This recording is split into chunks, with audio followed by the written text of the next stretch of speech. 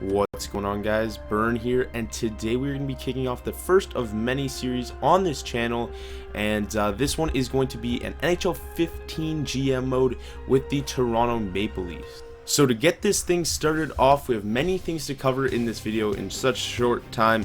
I just wanted to start off by talking mainly about the lines. We'll start off with the forward lines. Obviously we have the top line of JVR, Bozak, Kessel. That's going to be sticking solid hopefully through the entire series, as long as we have enough cap space to keep all three of their contracts. But moving on to the second line, obviously we have Lupul, Kadri, and then Clarkson is sort of mixing in there on the second line. There's many different options we could have. We could move Clarkson because he has a huge contract.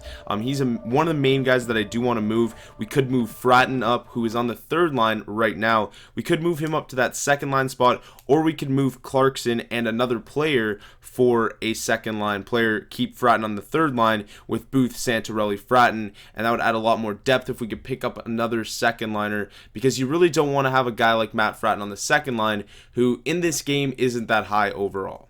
So I already covered a lot of the third line, getting on past that second line. With the third line, we got Booth, Santorelli, Fratton. There are a lot of options we could still do with that line. If Fratton is needed to move up to that second line pending a move of Clarkson, Ashton could slide up. Peter Holland's in the minors. There's other guys like the first round draft pick of this past season, William Nylander, but he's not rated too highly in this game. If you guys want me to edit William Nylander's stats, let me know about that, because obviously I haven't started this. This is just the introduction video, but Booth, Santorelli are definitely going to be on that third line. It's just depending on what we do with Clarkson to depend on that right side. And then moving on to the fourth line, we got Leo Komarov and Colton Orr definitely on that line, and if Ashton is in need of moving to the third line, which he's currently on the fourth line, as you will see with the lineups coming soon, if Ashton is needed to move up to that third line pending that Clarkson move where Fratton would move up to the second line,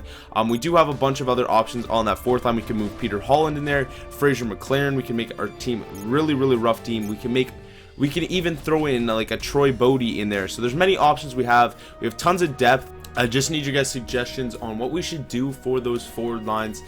So now moving on to the D, obviously we have Phaneuf and Franzen as the top two. Then we have the young pairing, Gardner-Riley as the second pairing. Then Pollock and Robida as the third pairing. So obviously everybody knows Phaneuf is the captain of the Leafs right now.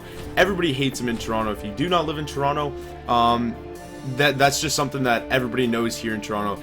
Everybody hates Phaneuf. Everybody wants him out of town. Same with Clarkson, just because they're both way too overpaid. They both suck, and I want to get Phaneuf and Clarkson out of town as quick as possible.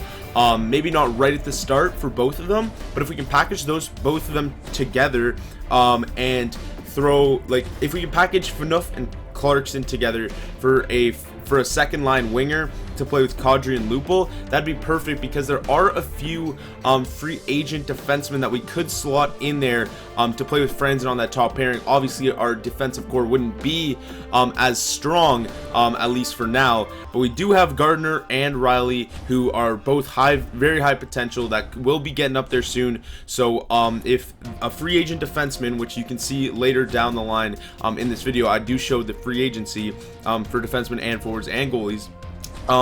If we can throw somebody in there to play with Franzen, make that like a lower end top pairing, so pretty much have like both of our top four pairings as like top four defensemen instead of having two top two defensemen, then later down the road we could potentially make a move for a defenseman.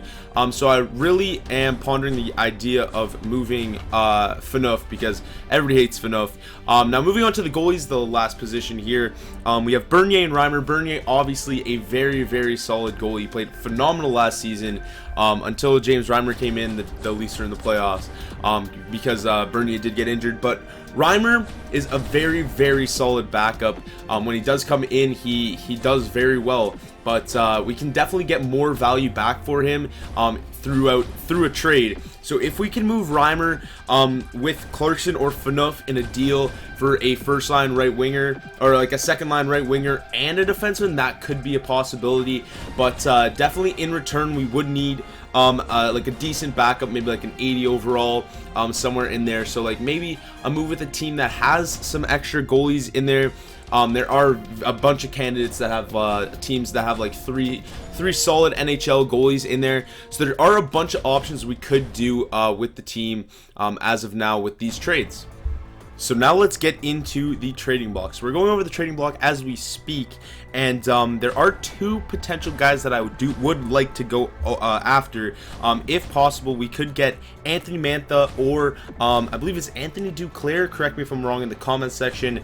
Both of them very young wingers that could be very solid players down the line. Especially Mantha, he's probably going to be a first line forward down the line, and he could potentially be fitting in there on that first line down the line. Maybe taking a spot from either Kessel or JVR on the wing. So there are a bunch of options that we have to make moves for younger guys like that, but we definitely do want to get a guy, at least one guy that is solid either on the point or as a second line winger to fill those voids of the three guys that I suggested for trade. So that is going to do it for this episode, guys. Definitely tune in for the next episode. Hit that subscribe button, hit that like button, and definitely leave some comments on all the questions that I asked in this video. So see you guys in the next one. Peace.